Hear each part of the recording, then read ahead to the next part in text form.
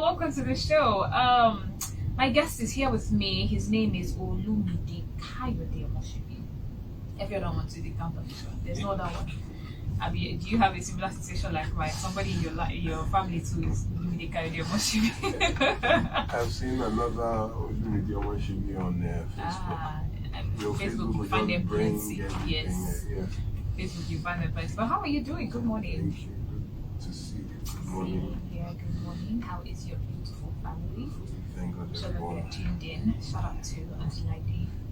She's fine. She's on her way out of Lagos. Oh, journey message to her. Yes. Think something may have coming at Awesome. All right, last week, we continued our conversation on domestic abuse and violence, particularly the child abduction aspect of it. And 7 traits to avoid. We started Let's with brush malice. through it. Yeah. So today we'll be looking at another one of those 7 traits to avoid, and of course we'll be taking your questions and answers, which is something we do on the last Saturday of every month. But the month of March is a special month because it's specifically and especially dedicated to conversations around domestic abuse and violence. And so the last Saturday of the month, we broke protocol a little bit for a great reason. So today we're going to give you time to ask any question you have concerning any relationship matter. You could have heard it here on the show, or it's something that's happened to you personally, you just have, genuine curiosity about, but it has to be relationship based, all right? You can ask your question. So let's get into that trait that we have for today before we open the phone lines officially for Q&A. Okay, good morning everybody. Once again, always a pleasure to have you audience this morning. We started with one of the 7 traits not to marry, 7 traits to avoid. That was malice last week. The definition of malice is intention to harm.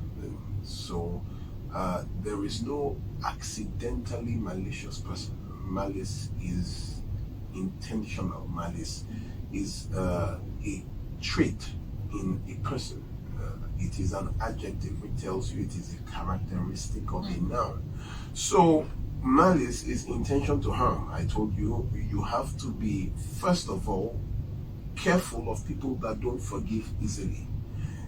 They take time to forgive, and when they forgive, they make reference to it. You have to beg this person 2 days, 3 days, 4 days. They won't pick your call, they won't respond to your message. You have to call the best friend to call him, or call his sister to come and beg him. People that their hearts are deep and forgiveness is expensive. You need to be aware of those people. That is not a trait to marry. There's no prayer for malice. There is no deliverance for malice. A malicious person is a malicious person. Stay away from people that don't forgive easily. There's something about them that drags people down. As you are ending one problem, another problem, they are like onions. You peel the surface, there's another problem under, there's another. Dispute resolution is impossible with malicious people because they just don't forget. That's how you did last February. 2 years ago, do you remember? I didn't get that thing pained me. I did not. They always make reference to it. That is not a good thing. And the second variation to malice are people that cannot handle your success, people that your progress is a problem for. I gave examples like the first malicious act in the Bible was the killing of the brother. Cain killed his brother Abel. Why? Because he offered a better sacrifice. It was not a competition. They were just the two of them. And one was a farmer, the other was a hunter, you understand. And the farmer just brought his own. They were not even in competition. My trade is not your trade. Do you understand? I'm selling vegetables, you are selling meat. With nothing in common. But because one did better, the other killed him for it. Second act of malice. Remember, in the time of Solomon, when one woman slept on her child and at night saw her child was dead, switched and gave. And when they got to Solomon, the woman said, "This is my child." The other one looked at her and said, "This is my own child." Said, "I know my child." And then the king said, "Bring me a sword, let's cut this." And the malicious woman said, "It is good." Let us cut her into two so that both of us, none of us will have children. Can you imagine? She said, let it be so that none of us will have while you killed your own child. And the other woman said, no. Rather than, kill the baby, let her. Yeah. And Solomon in his wisdom said, those are acts of malice. You understand? People look at another act of malice in the Bible was that of Joseph, when he just had a dream. The sun, the moon, and the stars bowed down, and his brothers hated him. Be careful of people that your progress will be a problem for. Let me give you some examples before I quickly move to mine. There was a woman who reached out, and she had a very good job. The husband was on, some people cannot, especially men, cannot take the fact that your wife is doing better. It is not a competition. I even want my wife to be a billionaire. She will be. You're not going to be. What would I be doing? I'll open auto gear, just point to a Bentley. This Bentley looks good. I like the color. Buy one color. It is not a problem. But people that cannot. This man opened the email of his wife and typed a letter of resignation to her office. The woman was going to work, but she said she started noticing little changes in the behavior of management to her. And one day they just called her that, whether not gratuity with this, you have so and so person here, so we're taking over from you, teach her the ropes, and wish you well. And she was wondering that, are you firing me? The man said, firing you? You resigned. And she said, how? They showed her mail. And she was there, dumbfounded. There was no going back. That is how she lost her job. Because she was on the laptop, left it to do something. The husband quickly came, typed a letter of resignation, and sent it to her boss. Malicious people. There was another woman who purposely locked up her husband while he was having his bath because he had an interview for a better job. While he was having the bath, preparing, she locked him in the bathroom, went out with the children, locked the door of the house, came back hours later, and then, pretending, when the man was banging on the door, you are here. And he was like, what do you mean? You locked me in. He said, no, she didn't know. Because the man heard, you don't lock the bathroom door. There's no house I see they lock the bathroom door. Except except somebody's, there's a difference between close the door and lock the door. You close the bathroom and toilet door, you don't lock it. That's how the man missed the interview.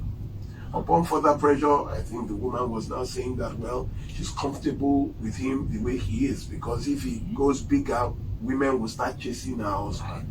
So she's comfortable with his level. They don't want you to change levels. Be careful of malicious people. Isn't that insecurity, though, more than it is maliciousness? It's an act of malice.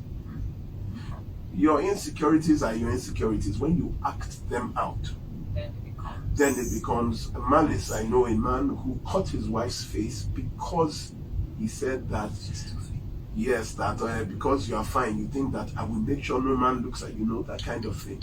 And each time he beats her, he concentrates on her eyes. Those are acts of malice. So be careful. The moment you see that your spouse is not comfortable with your progress, leave, because malice and jealousy are those crimes that can kill. Remember, just look through the scripture, you'll find out that all of them wanted to kill. It started with Cain and Abel. Cain killed. You understand? It is a very strong feeling that someone can just do anything for your downfall. And the worst thing you can have is a partner that will partner with your downfall. Let's move on to the other trait. Now, before I go to the other trait, which is the jobless one, you cannot marry a jobless person. I would want to quickly put something in perspective. It's called pregnancy. Okay. People marrying for pregnancy. Because she got pregnant, we got married. Now, a lot of people during my years would call, and when they're having issues, you call and you say, okay, always ask, how long have you been married? 4 or 5 years. I will ask you, how long did you date her before you married her? And they'll say, we didn't really date, she got pregnant. Pregnancy has now been the cause of, it could be a one-night stand. Got pregnant, we have to marry. Some women were even forcibly raped. By definition of rape, that is unwanted sexual intercourse, forceful. That was what happened. But because they got pregnant, you now push the woman to marry her rapist. Pregnancy, by definition, let's see what Collins Dictionary calls pregnancy. That is, pregnancy is the condition of being pregnant, or the period of time during which a woman or a female animal is pregnant. Merriam-Webster says, where is that? The meaning of pregnant is containing a developing embryo, fetus, or unborn offspring. Cambridge says the state of being pregnant. Let's look at Oxford, the condition or period of being pregnant. Every definition of pregnancy did not mention husband or wife, it just mentioned mother. Pregnancy makes you a mother and a father, not a husband and or wife. Now, I have gone through all cultures in Nigeria. I have called all 36 states, people represented in all 36 states, looking for a culture or a tradition that says once a woman is pregnant, it is our culture that you must marry her. There has been none in the 36 states that I have called. There are over 200 ethnic groups that are here. I have not gone around 200 ethnic groups. I've gone around major traditions and cultures of states. There is also no religion that says once a woman is pregnant, you must marry. The Christian religion does not say that. The Muslim religion does not say that. The traditional religions, that is, the ones that believe in other gods like Shango and Madioha, none of them says that. So my question is, where that tradition that she's pregnant, you must marry her, where does it come from? It does not even come from Europe. Let us say that they brought Christianity. They did not bring that culture along. So where do Nigerians, where did they get that interpretation of pregnancy, that pregnancy means husband or wife? Where did this come from? That you force people to marry. Yes, it could be very disappointing when your daughter comes home with a pregnancy outside wedlock. Yes, I got a woman called that she was really distraught that her son had gotten a girl pregnant, that the girl called and the son just forwarded the message. He didn't know what to say, but just forwarded the messages to the mother. The mother was so upset. And I said, how old? She said, he's 27. I said, he's a big boy. He said, the first thing you do is let the woman give birth and then do a DNA test. If the child is his, then he will be a father. He said, yes, she's heard me talk about that. He will be a father, not a husband. Then if he now wants to marry her, that yes, this is the woman I want to marry, then you can go on to be a husband. But not because of pregnancy. Marriages by pregnancy do not last. Do you know what it is? When you're lying down next to someone in the morning looking at this man and saying, if not for this pregnancy, I wouldn't have married this man. For the rest of your life. Looking at this woman every morning as you wake up, that if not before this pregnancy, I will not marry this woman. Do you know the kind of torture? Now, this is what will happen. He would have a woman that he is with, and then a woman that he loves. So definitely those people have people outside. They are with this one because you got pregnant. I'm with that one because that is the woman I love, or that is the man I love.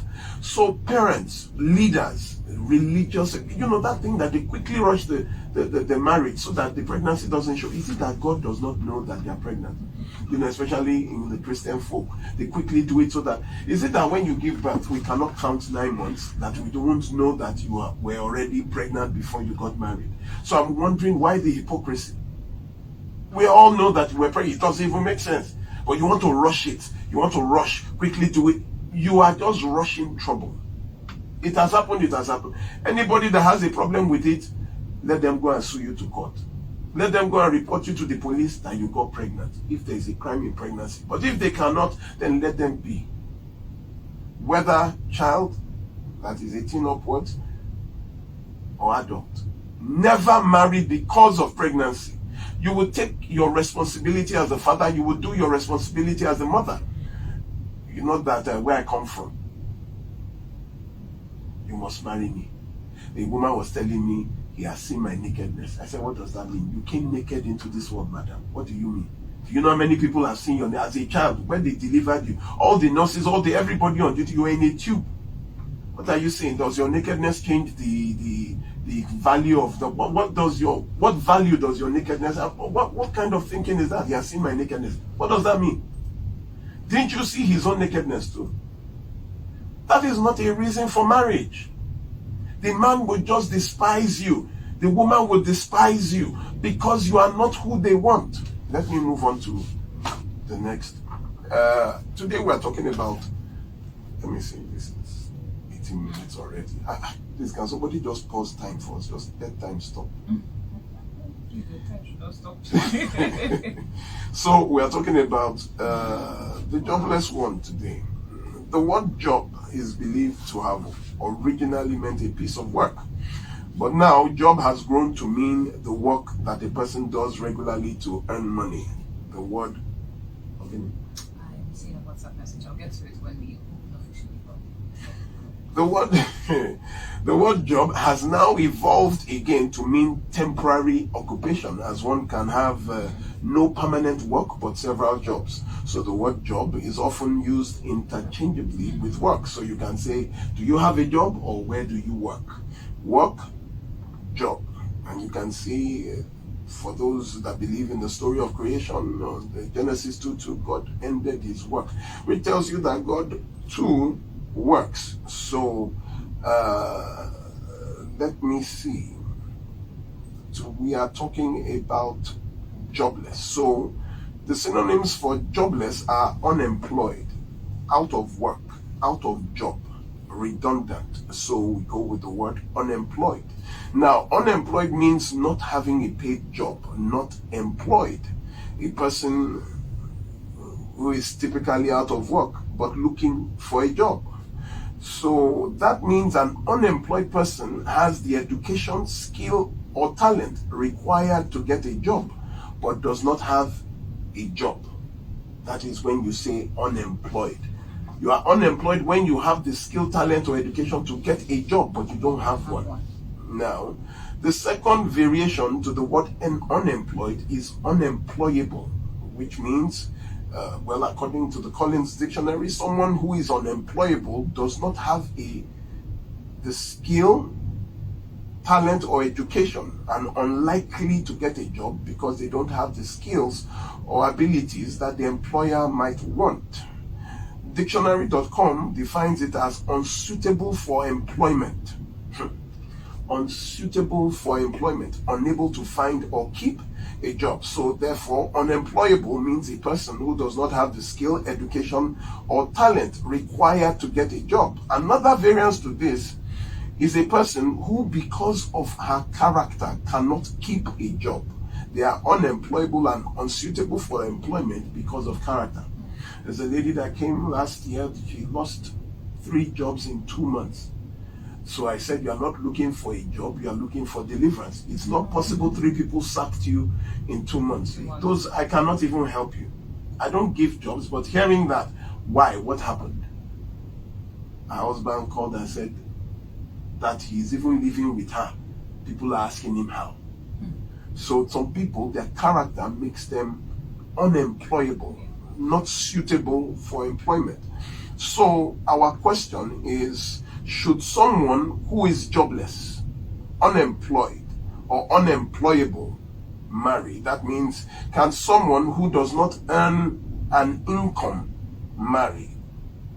Which means, can someone who has no skill, talent, or education marry? I will look at the 2 Thessalonians 3:10 for Christians, and it's a very good phenomenon.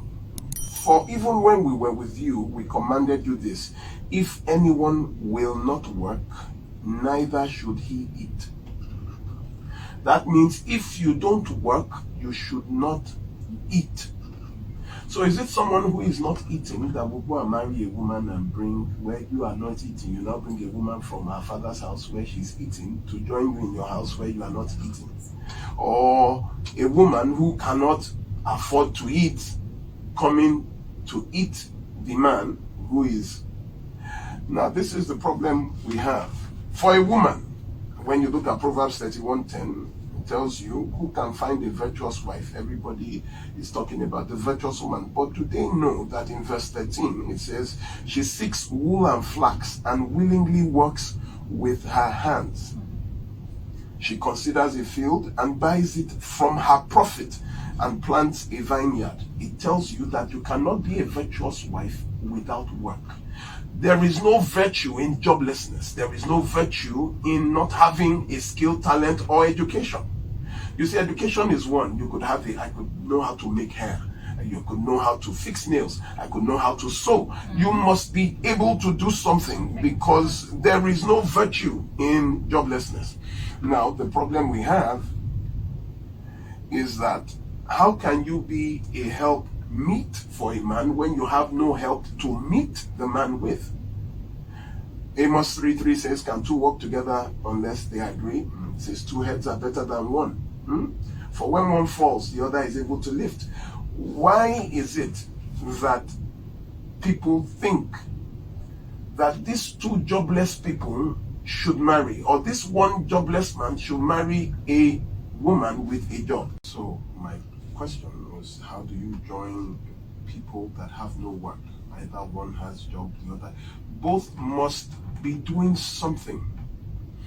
Proverbs 16:27 tells you the idle hands are the devil's workshop and idle lips are his mouthpiece. You must have a job. If you are unemployed and looking for a job, get work first before marriage. It's not even in the consideration. There was a time it was on social media that when you have been trying in business, you have not made it, you are looking for work and you have not gotten a work, go and marry. That there's a blessing to marriage, that you will just see that things will begin to fall in place. Wow. But unfortunately, we have seen the higher number of respondents from marriage, that is offsprings, that don't go to school, that drop out of school because both parents, while married, if you think marriage is a door of blessing, no sir, it is not. It is your work that you will use to finance and support your marriage. So it's just amazing. Stop joining together one jobless person with let them have a job. Instead of preaching faith, let them work. The Bible says faith without works is dead. You must be working. You must have a skill, talent, even if it is pure water. And this is the problem. Look at this. You meet a woman doing nothing. You say, no problem, I will set her up. You now invest millions in a woman. You open a shop. That's the thing for job. Open a shop. Clothes, and after 1 year, you will call someone like me and say, you've invested 3 million. You have not seen anything. What was she doing before you married her? Nothing. If she was selling pure water and you invest 2 million naira in that pure water, in fact, in another 1 year, you see that she'll start selling bottled water. She'll start having her brand because she was doing something. But you don't just bring a girl, you just open you just open boutique. You will not see profit, you will not see loss, you will see something you can invest in. And for men that will now get a woman that was doing something and tell them to do nothing and sit there at home, that is even the worst level of ignorance. A woman that would accept to that, I don't understand. So that is a red flag, because if anything should happen to that man, woman, you are done for. Do you understand? Because you will have nothing to fall back on. Before he dies, his family has already come. They have taken the cat. You see that gentleman, 360 towers, the buildings that collapsed in Ikoyi. They had not even recovered the man's corpse. His brothers had come to take his Rolls Royce. Maybe the man was always driving Rolls Royce. They had cleared everything. Imagine a woman that has no work. to be able to stand on our own. Children that were going to good schools, the man dies, they now have to be going to public schools, they now have to be begging. Especially you men that marry women just for their hips, for the size of their heads and breasts, and say, she's beautiful. Being beautiful is not character, it's not a character trait.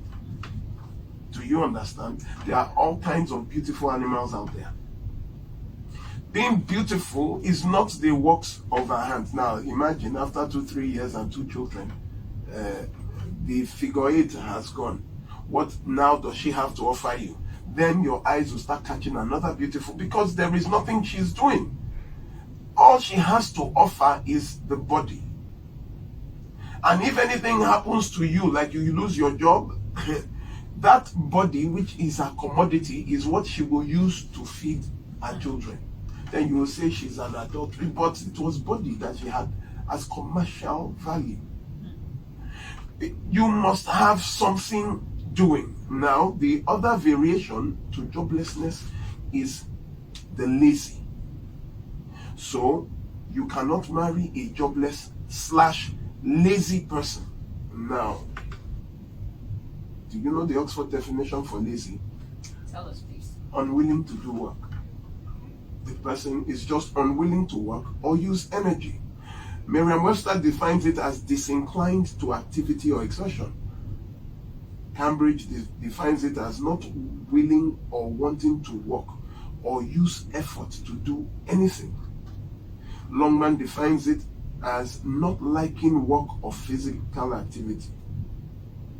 Disinclined to work because of the effort involved. Averse to work or avoiding work. You cannot be mistakenly lazy. There is no advantage or positivity in laziness. Now, synonyms of lazy are idle, indolent, slothful, shiftless, avert to activity, effort, or movement. Now, the mistake we make is that we are expecting a lazy person to be lying down on the couch with the remote control of the TV and just not going to work, eating and drinking. No, laziness has upgraded. It is now, what generation is this one? Alpha. Gen Z, Well, the youngest kids of today are called Gen Alpha. Gen Alpha. The young adults are Gen Z, which are the ones that are more popular these days. Laziness is now compliant. Laziness now works. They are in offices. Laziness now wears Gucci and Prada. They wear designer clothes. You expect them to be sitting down and not going to work? No. They are in their offices, they are in their business. But you know what the problem is? They are the ones that remain on the same level. They are averse to progress. They cannot make or take initiative to be better than they are. Everything, every suggestion, let us do this, let us do that, they say no. Maybe you have work, you now want to go ahead. They will say, why you shall want to be reading, you want to be, and maybe you have a job, you are earning an income. That is enough for them. They cannot just improve. Now, marriage to a lazy person is the beginning of forfeited dreams. They will kill your productivity, discourage your initiative, and when you don't do it, they will likely kill you. A lazy offering was what caused the first murder. Very lazy. He couldn't bother to cut the meat, the fats where God tells them to, but he couldn't just bother. Lazy people are those people in that your department that will not do the work. In the team, they are the ones that will push the work on another. And when they see someone working, they now start saying, Efiko, you are trying to make all of us look bad. They will start blackmailing you emotionally and get you to psychologically even reduce your output. Because, those times when we're in school, those ones that will read, Efiko, Efiwe, you will take their book, because we just couldn't match up. We now grow up with that. And then people that are really working, you'll be saying, John is all this work. You're not back in there. What can you do? They cannot they are allergic to work. They are allergic to improvement. You cannot be with a lazy person. Someone you are saying, enough on this level now. Make we even, they're saying what? Maybe, is it a book that will, some people that did not go to school that are millionaires, they keep telling me that. Some people that did not go to school that are millionaires, did they tell them the kind of work those people were doing? Work, joblessness, laziness. The last variation to this are those that now go spiritually jobless. That is those that are now clergy, imams, clerics, pastors, that say that God has called them so they cannot work. Some of them would even give up their jobs and say God has called them to full-time ministry. First of all, there is no such thing as full-time ministry. A pastor is a pastor. That definition does not exist in the Bible. A pastor is in a calling, what you do. The funny thing is that Jesus Christ had work. Do you know he was a carpenter? Do you know that the disciples had jobs? Luke was a physician. Matthew was the most educated apostle. He was a tax collector for the Roman government. Thomas was a master builder and carpenter. Andrew, Peter, James, John were fishermen with fleets of boats. Simon was a zealot. There were two of them that were zealots, Simon and Thaddeus. A zealot was a politician then. Do you understand? People had jobs. The only one that had no historical job that we could trace to was Judas, who became a thief. The problem is when you now say God has called you and you don't have work. God that says if you do not work, you should not eat, is the one that will now say, okay, I have called you, leave your job and start eating from. Where would you get, how would you raise your family? You will not get married, you would have children, and then start depending on people to give you gifts, to send your children to school. That is what now begins to belittle that office. When you look at Acts of the Apostles 18:3, you'll see Paul teamed up with Aquila and Priscilla. They were tent makers. John 5:17, Jesus said, my Father worketh hitherto, and I work. That is the King James Version. The New International Version says, my Father is always working, so am I. In the Amplified Version, it says, but Jesus answered them, my Father has been working till now. He has never ceased working. And I too myself am working. You can't say that the call of God will tell you not to be able to feed your family. And it is very, very belittling. You know, there were some pastors that I can't even talk, because when they see you, they will just, your son's birthday is next week. They're trying to tell you that their own son, which has now become your own son, his birthday is next week, so we need you to drop something for. That is not the integrity. You see, you're a shepherd. You are to lead people into green pasture. Not that you cannot eat of the green pasture as well, or walk as well. Would you be depending on the sheep that you are feeding to feed you? A man called me. He is a geologist. Do you know what a geologist is? In an oil company, said God called him, and he resigned without even, because they had been told that once you get. And I said, who told you God called you?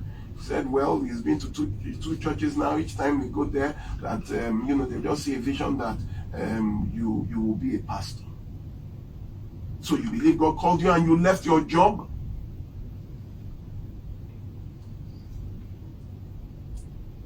So what are you going to be in church 24 hours, 7 days a week? It just doesn't make sense, and leads people to disrespect some clerics, some imams, some pastors.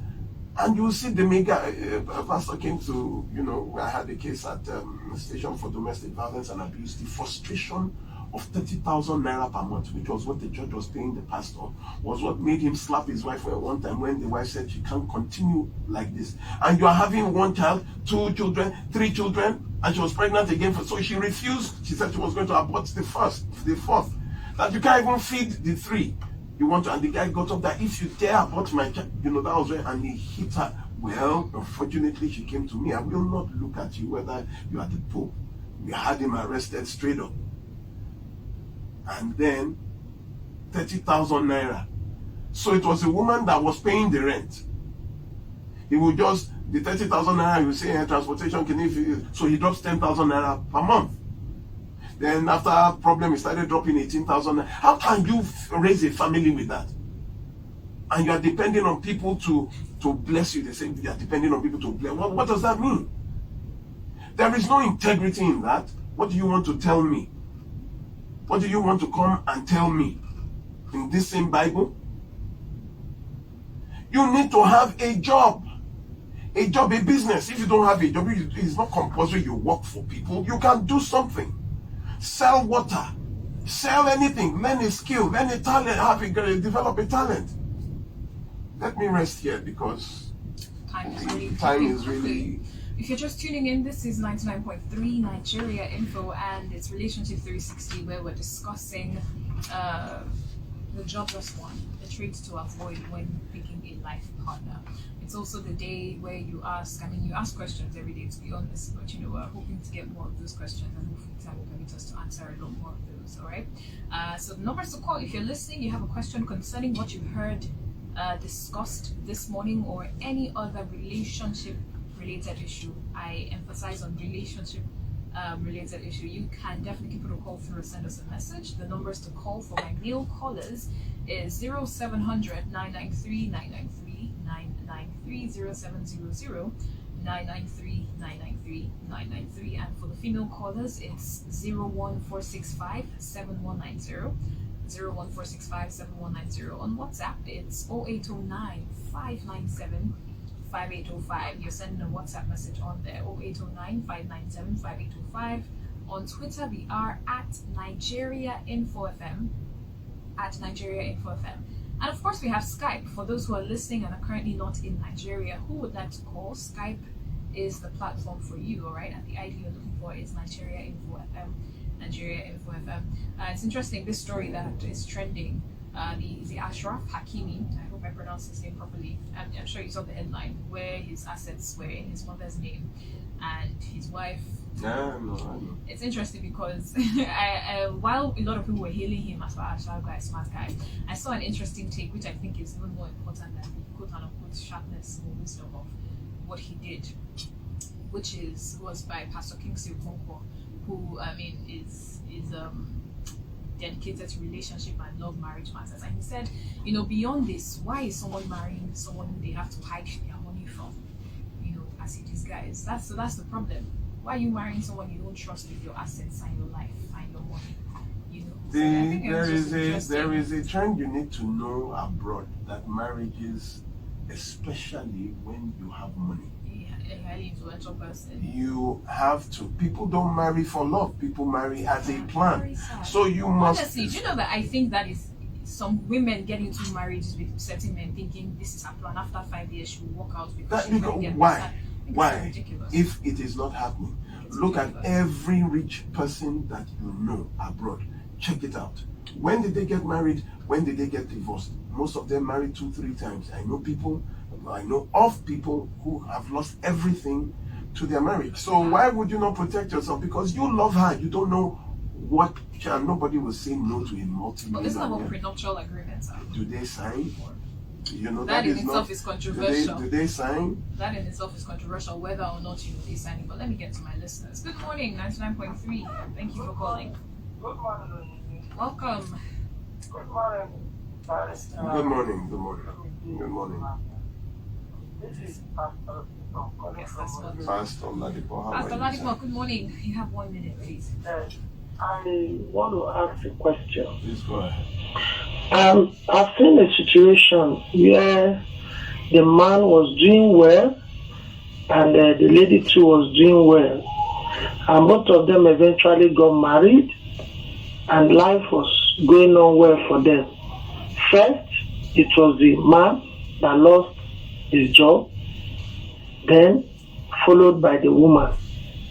Ever since they've tried to do some other things, life has not been easy for them.